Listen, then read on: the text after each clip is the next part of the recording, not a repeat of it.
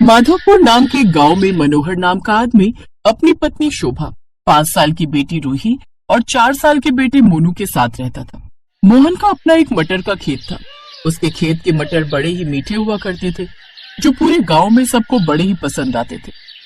सभी उसी के मटर खरीदना पसंद करते थे। एक रोज, इस बार फसल बहुत ही अच्छी हुई है।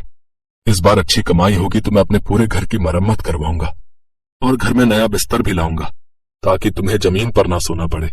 भगवान करे आपका काम यूं ही चलता रहे और आप खूब तरक्की करें और हम अपने बच्चों का प्राइवेट स्कूल में दाखिला करवा सके। सच कहा तुमने। बस थोड़ा पैसा और कमा लूं तो मैं एक बड़ा सा खेत खरीद लूंगा, फिर उसमें मटर की खेती और बढ़ा दूंगा, फिर अपनी मटर की फसल शहर में जाकर बेचूंगा। अच्छा, आज मुझे मटर की कटाई भी तो करनी है, तो मैं चलता हूँ।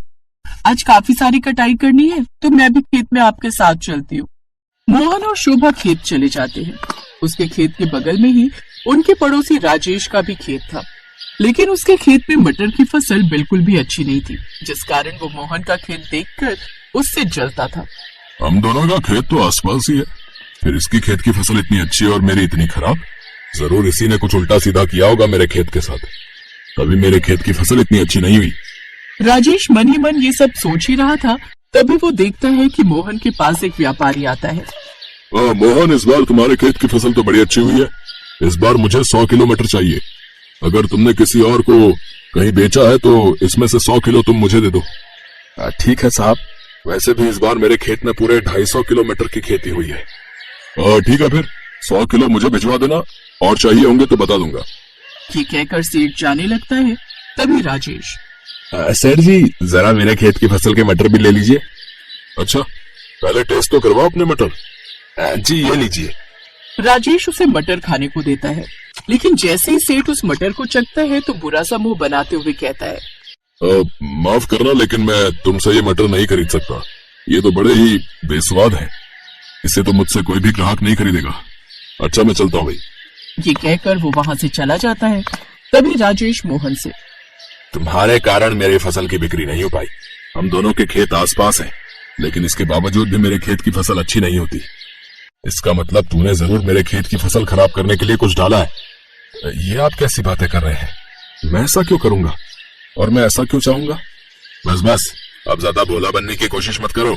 मैं जानता हूँ तुमने ही कुछ किया है ताकि मेरे खेत की फसल खराब हो जाए और सब तुमसे ही मटर खरीदें। मैं कुछ कह नहीं रहा, इसका मतलब ये नहीं कि तुम कुछ भी बोलते जाओगे। मैंने हमेशा पूरी ईमानदारी से अपना काम किया है। ना तो मैंने कभी किसी का बुरा किया है और ना ही कभी किसी का बुरा सोच सकता हूँ। राजेश भाई साहब, आप जो भी सोच रहे हैं वो गलत सोच रहे हैं। इसके अलावा हमें अपनी सफाई के बारे में कुछ भी नहीं कहना है। हम जानते हैं आप परेशान हैं, लेकिन इसका मतलब ये नहीं कि आप हमें कुछ भी बोलेंगे। चलिए जी यहाँ से। ये कहकर वो वहाँ से चले जाते हैं। राजेश की बात सुनकर उन दोनों को बहुत बुरा लगता है। 3 दिन बाद मोहन सेठ जी को 100 किलो मटर बेच देता है, जिसके उसको अच्छे पैसे मिल जाते हैं। अभी भी उसके खेत की लगभग 150 किलो मटर बच जाते हैं। जब सेठ जी के खरीदे हुए मटर ग्राहकों ने खरीदे तो वो मटर ग्राहकों को बड़े पसंद आए, तो बाकी ठेकेदारों ने भी मोहन की बची हुई मटर खरीदने का ऑर्डर दे दिया।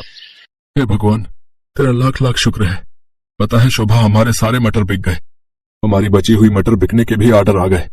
अब मैं सोच रहा हूँ कि बाकी की मटर बिकने के बाद मेरे पास जब सारे पैसे आएंगे तो उनमें से मैं कुछ पैसे राजेश भाई साहब को दे दूंगा, ताकि वो फिर से अपनी फसल उगा सकें। इस बार उन्हें फसल में नुकसान हुआ है तो उनके काम आ जाएंगे। लेकिन वो तो आपको ही अपनी फसल खराब होने का जिम्मेदार मानते हैं और आप उन्हीं की मदद करना चाहते हैं। उन्होंने आपको कितना बुरा भला कहा, उसके बाद भी आप उनकी मदद करना चाहते हैं। काश वो आपके मन के भावों को समझ पाते।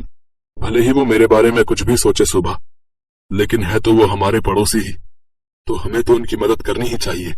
जहां मोहन राजेश के बारे में इतना सोच रहा था, वहीं राजेश के मन में तो उसके खिलाफ गुस्सा पनप रहा था। उस मोहन को बड़ा घमंड है ना खुद पर। अब मैं उसका घमंड चूर चूर कर दूंगा, उसकी सारी फसल खराब कर दूंगा। गांव में सबके सोने के बाद आधी रात को राजेश मोहन के उस गोदाम में जाता है और वहां आग लगा देता है। अब आएगा मजा। अगली सुबह जब मोहन गोदाम में जाता है तो देखता है कि गोदाम में रखी उसकी सारी फसल जल चुकी होती है। हे भगवान, ये क्या हो गया? मेरी समझ में तो कुछ नहीं आ रहा। मेरी फसल, मैं बर्बाद हो गया। मेरी साल भर की मेहनत मेरी पूंजी सब खराब हो गई। अब मैं क्या करूं? कुछ देर बाद मोहन अपने घर लौट आता है और अपनी पत्नी को सारी बात बताता है। उसकी पत्नी उसे समझा बुझाकर किसी तरह शांत करती है। आप हिम्मत मत हारिए जी, सब कुछ ठीक हो जाएगा। हम फिर से मेहनत करेंगे। हाँ बाबा, आप परेशान मत हो, भगवान जी है ना, वो सब ठीक कर देंगे। मेरी बच्ची। अगले दिन मोहन फिर से अपने खेत पर मटर के बीज बोने जाता है तो देखता है कि उसका खेत हरे भरे मटर की फसल से लहलहा रहा है। ये देख वो हैरान हो जाता है। उसे तो अपनी आंखों पर यकीन ही नहीं होता। ये कैसे हो सकता है?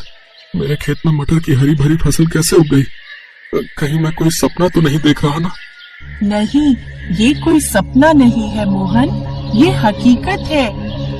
जरा यहाँ देख मोहन, मैं हूँ जादुई मटर।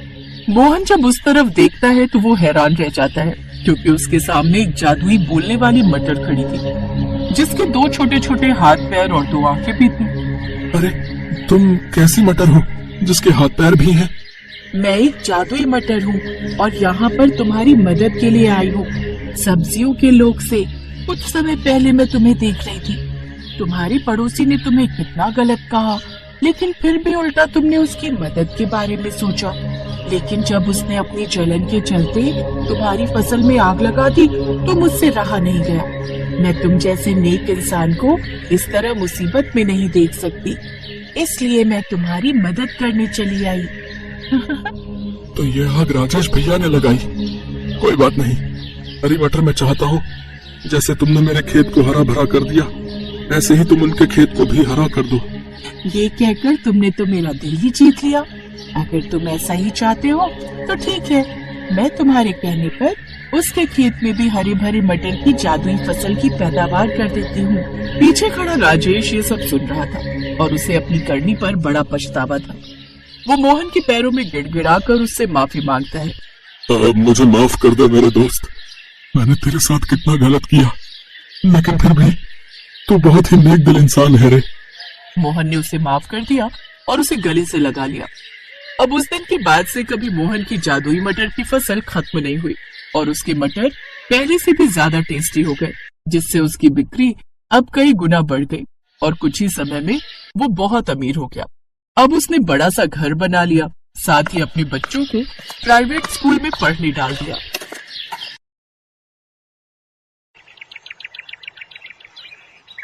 इस बार क्या सोचा है, क्या लगाओगे? सोच रहा हूँ इस बार मटर लगाऊं। पर 2 साल पहले जब मटर लगाई थी तब पता है न क्या हुआ था। हाँ हाँ याद है, आधी मटर खराब हो गई थी, लेकिन तब तो उसमें कीड़ा लग गया था ना। इस बार मैं ध्यान रखूंगा। ठीक है, और फिर करोगे क्या इतनी सारी मटर का? मटर पुलाव बनाएंगे और भरपेट क्या, जी भर खाएंगे और क्या।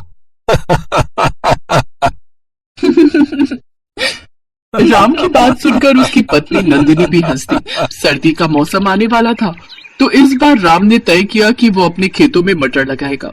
उसने बड़ी मेहनत से खेत को तैयार किया और मटर के बीज भी बो दिए।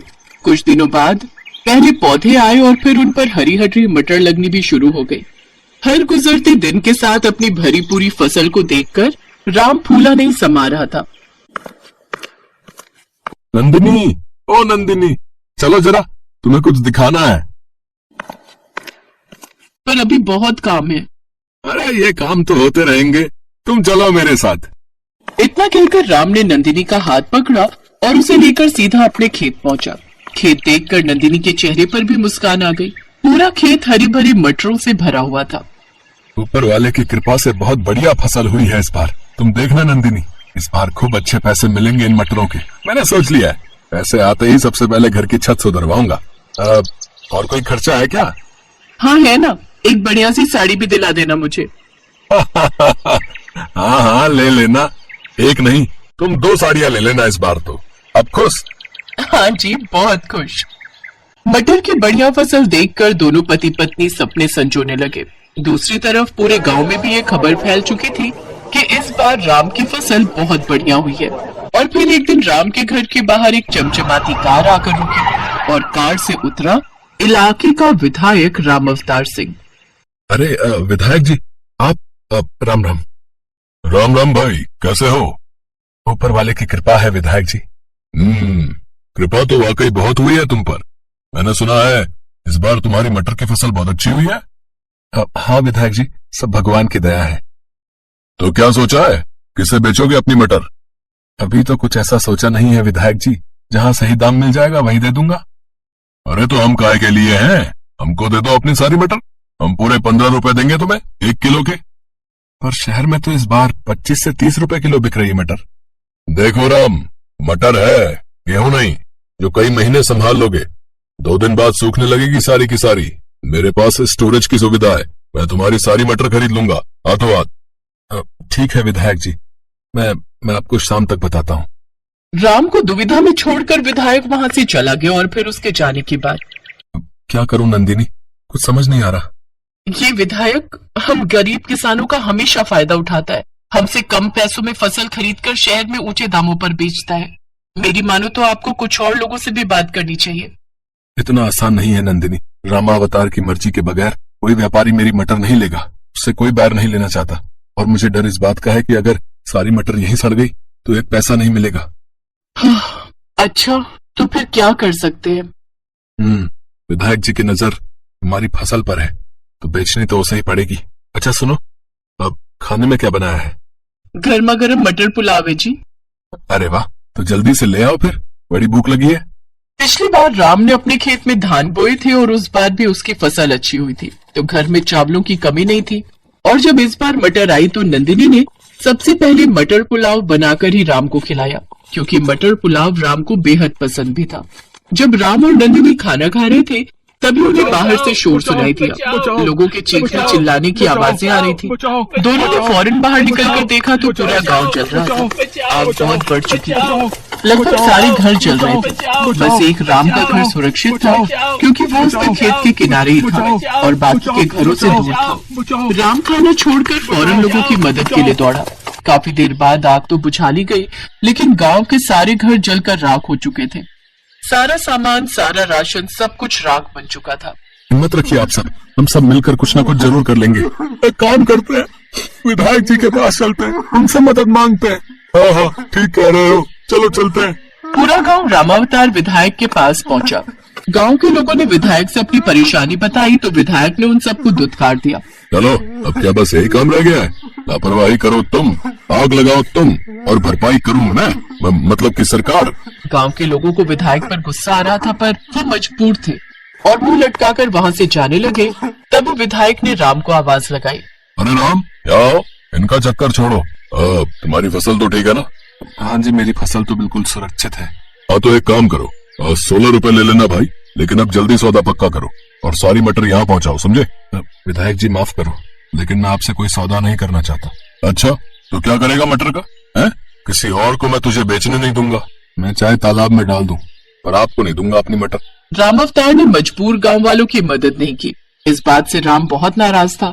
उसने विधायक से सौदा करने से साफ इनकार कर दिया। फिर घर लौटते हुए उसने गांव के कई बच्चों को भूख से रोते बिलखते देखा और फिर। नंदिनी, घर में कितना चावल है?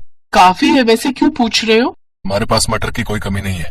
तुम एक काम करो, मैं कुछ लोगों को साथ लेकर एक बड़ा चूल्हा बनाता हूँ और तुम गांव की औरतों के साथ मटर पुलाव बनाने की तैयारी करो, सबके लिए। जब तक मेरे घर में मटर और चावल का एक भी दाना है, मेरे गांव का कोई बच्चा भूख से नहीं रोएगा।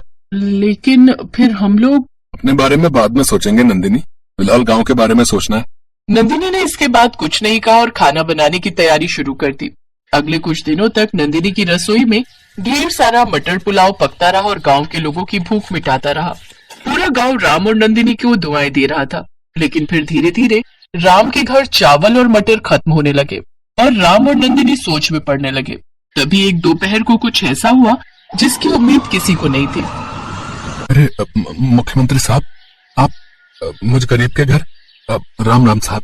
अरे नंदिनी, ओह साहब, आप अंदर आइए। नहीं, यहाँ बैठिए, यहाँ बैठिए साहब। अरे बस करो भाई, तुम पहले ही बहुत कुछ कर चुके हो। यहाँ जो कुछ हुआ उसके बारे में मुझे सब पता चल चुका है, लेकिन अब किसी को परेशान होने की जरूरत नहीं है। मैंने आदेश दे दिए, कलेक्टर साहब सारी व्यवस्था कर देंगे। बहुत बहुत शुक्रिया साहब, अब तो कुछ नहीं चाहिए। चाहिए, हमें चाहिए तुम्हारे जैसे उम्मीदवार जो सच्चे दिल से जनता की सेवा करे। यहाँ के विधायक की सारी पोल पट्टी खुल चुकी है और इस बार के चुनाव में तुम्हें इस इलाके से टिकट देना चाहता हूँ, ताकि यहाँ सही मायने में विकास हो सके। सीएम साहब की बात सुनते ही गांव के लोग सीएम साहब और राम की जय के नारे लगाने लगे। सीएम भी समझ चुके थे कि अब राम को विधायक बनने से कोई नहीं रोक सकता, क्योंकि जनता राम के साथ थी। राम ने भी हाँ कर दी। और फिर सीएम साहब के जाने के बाद, सुनिए ना, जब आप विधायक बन जाएंगे तब तो मेरे लिए साड़ी ला देंगे ना? हाँ हाँ, इस बार पक्का। हेलो दोस्तों, कैसे हैं आप सब? हमारी कहानियाँ देखने के लिए हमारे चैनल को सब्सक्राइब कीजिए और हाँ, बेल आइकॉन पर क्लिक करना मत भूलिएगा।